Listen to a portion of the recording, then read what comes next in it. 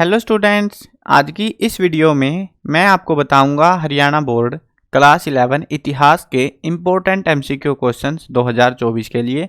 शुरू करते हैं वीडियो को। मैं हूं अजय और आप देख रहे हैं सीसीएल चैप्टर। लेकिन वीडियो शुरू करने से पहले आपको बता दूं, अगर आपको क्लास 11 के किसी सब्जेक्ट के इम्पोर्टेंट क्वेश्चन या मॉडल पेपर सॉल्यूशन की वीडियो देखनी है, डिस्क्रिप्शन में प्लेलिस्ट का लिंक मिल जाएगा, वहां से देख सकते हो। उसके अलावा आपको एक वेबसाइट बता देता हूं, गूगल पर जाकर सर्च कर लेना cclchapter.com। इस वेबसाइट पर आपको जो है हरियाणा बोर्ड के क्लास 11 के लिए जो इंपॉर्टेंट क्वेश्चन मैं करा रहा हूँ, वो सारे important question, old question paper, model paper with answer की, सिलेबस, मार्किंग स्कीम, सब कुछ आपको इस वेबसाइट पर देखने को मिलेगा। तो विजिट जरूर कर लेना, काफ़ी ज़्यादा काम आएगी। अब देखते हैं। देखो, मैंने जो है पूरे इतिहास की किताब को 4 भागों में बांटा हुआ है, अनुभाग 1, 2, 3, 4। ठीक है, ये आपको एनसीईआरटी की जो बुक है उसमें भी शुरू में मिल जाएंगे अनुभाग बने हुए, उसी अनुभाग के अकॉर्डिंग मैंने बांटा हुआ है। और इसमें जो है 4th जो भाग है अनुभाग में, तो वो वाले में से ज़्यादा एमसीक्यूज आपको देखने को मिलेंगे और चांस रहेंगे ज़्यादातर एमसीक्यू या 1 मार्क्स के क्वेश्चन वहाँ से आए, क्योंकि शुरुआत वालों में से आते हैं लॉन्ग क्वेश्चन। ठीक है, इस चीज़ का तुम थोड़ा ध्यान रखना।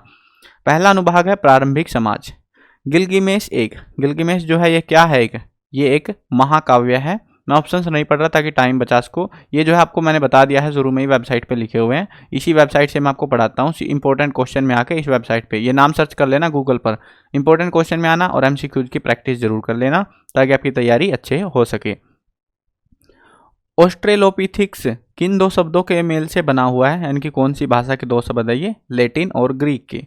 आधुनिक मानव का वैज्ञानिक नाम क्या है? तो वो है होमो सैपियंस। वैसे एग्जाम में इन्होंने दे रखा था एक बार पेपर में, होमो सैपियंस सैपियन, जो एग्जाम में पूछा गया था, तो मेरे को ऐसे ही लिखना पड़ा। वैसे होमो सैपियंस ही होते हैं। निम्नलिखित में से कौन सी मेसोपोटामिया की युद्ध और प्रेम की देवी थी? तो युद्ध और प्रेम की देवी कौन सी थी सभ्यता में? नन्ना। मेसोपोटामिया की ज्ञात सबसे प्राचीन भाषा कौन सी है? वो है सुमेरियन भाषा।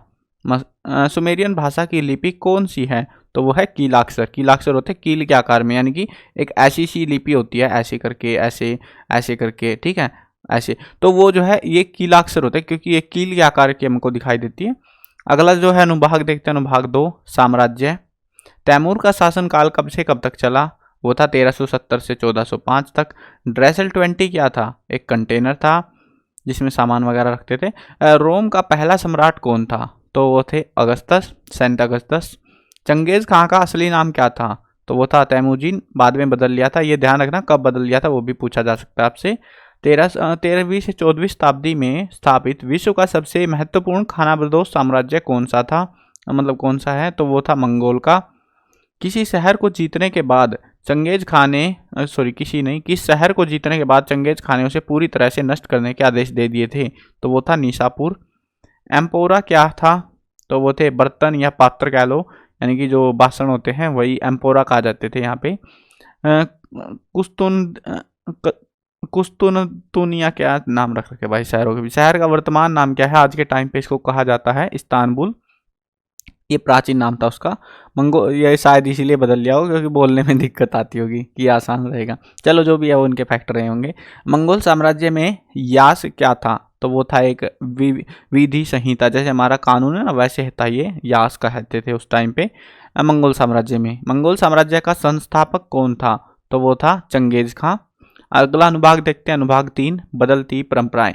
पेरिस में अकादमी ऑफ साइंस की स्थापना कब हुई थी? तो वो हुई थी 1673 में। कैथोलिक चर्च का मुखिया कौन होता था? तो वो था पोप।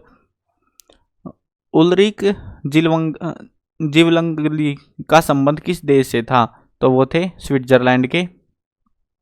तुर्की के कुस्तुनतुनिया पर अधिकार कब आना था? यहाँ पे कम नहीं आएगा, कब किया था? तो वो कब किया था? 1453 में। किस शताब्दी में फ्रांस के एक प्रांत नारमंडी के राजकुमार द्वारा इंग्लैंड स्कॉटलैंड द्वीपों को जीता गया था? तो वो थी 11वीं शताब्दी में। नवजागरण संस्कृति का उदय सबसे पहले कहाँ पर हुआ था? वो था इटली में। मंगोल मूल रूप से कहाँ के निवासी थे? वो थे मध्य एशिया के। चर्च का सबसे बड़ा अधिकारी कौन था? पोप होता था। छापे खाने का आविष्कार किसने किया था? जोहान्स गुटनबर्ग ने। ये जो एमसीक्यूज करा रहा हूँ सिमिलर कंसेप्ट है, आपको 1 मार्क्स के इंपॉर्टेंट जो क्वेश्चंस कराए हैं मैंने, मतलब कोई इंपॉर्टेंट क्वेश्चन वाली जो वीडियो कराई है, मैप भी मैंने उसमें करा रखा आपको। और जो है ना उसमें मैंने जो क्वेश्चंस कराए हैं, कुछ क्वेश्चन आपको सिमिलर क्वेश्चन लग रहे होंगे कि हाँ वहाँ पे भी थे, यहाँ पे भी थे, क्योंकि एग्जाम में भी ऐसा ही होता है। जो एमसीक्यूज है 1 मार्क्स के जो क्वेश्चन है वो इंटरचेंज होते रहते हैं, तो इनके आंसर्स अच्छे से करके आपको जाने हैं, याद करके जाने हैं, ठीक है। डायरेक्ट भी पूछ लेते हैं इनको कई बार। अनुभाग 4 देखते हैं, आधुनिकीकरण की ओर। इसमें से सबसे ज़्यादा एमसीक्यू देखने को मिलते हैं, या कह लो 1 मार्क्स के क्वेश्चन। फ्रांसीसी क्रांति कब हुई थी? 1789 में।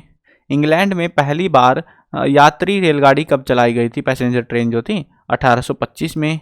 सेटलर शब्द दक्षिण अफ्रीका में किसके लिए इस्तेमाल होता है मतलब वो था डच के लिए। अब ये ऐसा था मतलब कि ये जो है ना बाहर के लोग थे, कॉलोनी बना के बैठे हुए थे कब्जा करके, तो ऐसे उनके लिए जो है इस्तेमाल होते थे। हर जगह पे गुलामी थे, हर जगह पे अलग अलग नामों से पुकारा जाता रहा है। ऐसे ही ब्रिटेन ने संयुक्त राज्य अमेरिका को एक स्वतंत्र देश के रूप में मान्यता कब दी? 1776 में।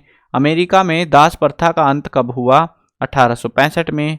किस देश ने 1934 में इंडियन रीऑर्गेनाइजेशन एक्ट पास किया था? वो था अमेरिका ने। इंडियन ऑर्गेनाइजेशन एक्ट कब पास हुआ था? रीऑर्गेनाइजेशन नहीं था, ये भी 1934 में। ऑस्ट्रेलिया की राजधानी कहाँ पर है?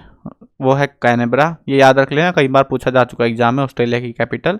ऑस्ट्रेलिया की राजधानी कैनबरा कब बनाई गई थी? 1911 में। एंड्रू जैक्सन किस देश के राष्ट्रपति थे? अमेरिका के। जूडिथ राइट किस देश की लेखिका थी? वो थी ऑस्ट्रेलिया की। पर्ल नदी किस देश में है? तो पर्ल है चीन के अंदर। डिमसम किस देश का प्रसिद्ध व्यंजन है? नाम से पता लग रहा है चाइनीज सा नाम है, चीन की ही है। जापान की बुनियादी फसल क्या है? तो वो है चावल, मतलब ज़्यादा चावल उगता है वहाँ पे। मित्सुबिशी किस देश की कंपनी है? तो वो है जापान की। जापानी संसद को कहा जाता है, क्या कहते हैं उसको? डाइट, कांग्रेस कहने वाला था मैं, कांग्रेस कहीं और की थी। तो इसको जो है कहा जाता है डाइट। जो हम वैसे तो खाने वाली डाइट होती है, इंग्लिश में पढ़ोगे ना तो लगेगा कि ये डाइट, DIET, वही डाइट है ये। तो हिंदी में तो फिर भी समझ आता है कि डाइट कहते हैं। इंग्लिश वालों को थोड़ा डाउट हो जाता होगा कि खाने वाली संसद कैसे हो गई है। कनाडा इंडियंस एक्ट कब पास हुआ था? तो ये हुआ था 1876 में। महान दार्शनिक कार्ल मार्क्स किस देश के रहने वाले थे? कार्ल मार्क्स इंपॉर्टेंट रहे हैं हिस्ट्री के अंदर, तो इनको थोड़ा पढ़ के जाना इनके बारे में। कार्ल मार्क्स जर्मनी के थे। कार्ल मार्क्स एक क्या थे? दार्शनिक थे। ऑस्ट्रेलिया में राष्ट्रीय क्षमा याचना दिवस कब मनाया जाता है? 26 मई को। आयरलैंड किस देश का उपनिवेश था? तो वो था इंग्लैंड का। नाइतो कोनन किस देश के रहने वाले थे? वो थे जापान के। एडो किस शहर का पुराना नाम है? तो एडो किसका था? टोक्यो का, जापान की राजधानी जो है। जापान की पहली रेल लाइन कब बिछाई गई थी? वो थी 1870 से 72 के बीच में। पहला अफीम युद्ध कब लड़ा गया था? तो वो था 1839 से 42 में। किसे आधुनिक चीन का संस्थापक माना जाता है? तो वो है सन यात सेन को। जापान में पहला रेडियो स्टेशन कब खुला था? 1925 में, और ये पहला भी था, विश्व का भी शायद पहला था ये। उगते हुए सूर्य का देश किसे कहा जाता है? जापान को। मार्को पोलो किस देश का निवासी था? वो था इटली का। ये भी इनके बारे में पढ़ के जाना, ये भी इंपॉर्टेंट थे हिस्ट्री में काफ़ी ज़्यादा। किस विद्वान ने अमेरिका के मूल निवासी को उदात्त उत्तम जंगली कहा? तो किसको कहा था? वर्ड्सवर्थ को। रूसो किस देश का निवासी था? फ्रांस का। किसके सफ़र की तुलना आंसुओं की राह से की गई है? तो किसके की? चिरोकियों की। तो ये थे हमारे टोटल एमसीक्यूज जो कि इंपॉर्टेंट एग्जाम में इनमें से एमसीक्यूज देखने को मिल सकते हैं। बाकी जो है मैप इस वीडियो में बता देता हूँ, वैसे तो इंपॉर्टेंट क्वेश्चन वाली में भी बताया था, अब भी बता रहा हूँ आपको। मैप वाली देखो वीडियो अलग से नहीं आएगी, इनमें मैं बता रहा हूँ। लोकेशन अपनी कर लेना गूगल से सर्च करके। मेन देश जो बताता हूँ याद रख लेना, चीन, रूस, उसके बाद में जापान, अपनी साइड इधर इतने ही है। मेसोपोटामिया की सभ्यता, और उसके साथ में जो है समुद्रों को भी पढ़ लेना, ठीक है। जो समुद्र जहाँ से व्यापार होते थे खासतौर पे उनको पढ़ना है, 1-2 समुद्र थे मेन, तो उनको पढ़ लेना। उसके साथ में जो है देश देखोगे यूरोपियन देशों में, एक तो अमेरिका पढ़ लेना साथ में उधर से तो, और यूरोपियन देशों में आपको इटली, ब्रिटेन, जर्मनी, ठीक है। और ये जो है इनसे मिलते जुलते फ्रांस वगैरह, ये जो है ना 5-7 देश है ये जिन्होंने सारा उधम मचा रखा था। इन्हीं देशों के बारे में पूछते हैं, इनसे बाहर नहीं पूछते ये लोग। और मैप अब की बार, क्योंकि पहली बार आ रहा है, देखो यार अब पहले नहीं आता था मैप हिस्ट्री का, पहली बार दे रहे हैं और कोशिश करेंगे ये लोग इजी मैप दें, जैसा कि जो है बाकी क्लासेस में भी देखने को मिल रहा है हमको थोड़ा सा कि हाँ जहाँ पे नया मैप पहली बार मैप दिया ना तो इजी मैप दे रहे हैं वहाँ पे वो, तो अब की बार आपको भी इजी मैप मिलेगा। तो ये लोकेशंस रहेंगी आपकी काम की, इनको पढ़ लेना वर्ल्ड मैप में से, ठीक है। आसान है लोकेशन, ध्यान रखनी आपको जिम्मेदारी है, आपने पढ़ी भी होंगी पहले, 10th भी करी है 9th भी करी है, वहाँ पे मैप आते थे है ना, तो इस चीज़ का ध्यान रखना। आई होप समझ में आ गया होगा। और बाकी जो है इंपॉर्टेंट क्वेश्चन की वीडियो अगर आपको देखनी है डिस्क्रिप्शन से देख लेना, और अगर आप चैनल पर नए हो चैनल को सब्सक्राइब कर लेना, क्योंकि इसी चैनल पर आपको सारी तैयारी कराई जाएगी, नेक्स्ट क्लास में भी पढ़ाई भी जाएंगी किताबें वगैरह, और साथ में अब की बार तो आपकी तैयारी चल ही रही है, तो सब्सक्राइब कर लेना। मिलते हैं नई वीडियो में, बाय बाय।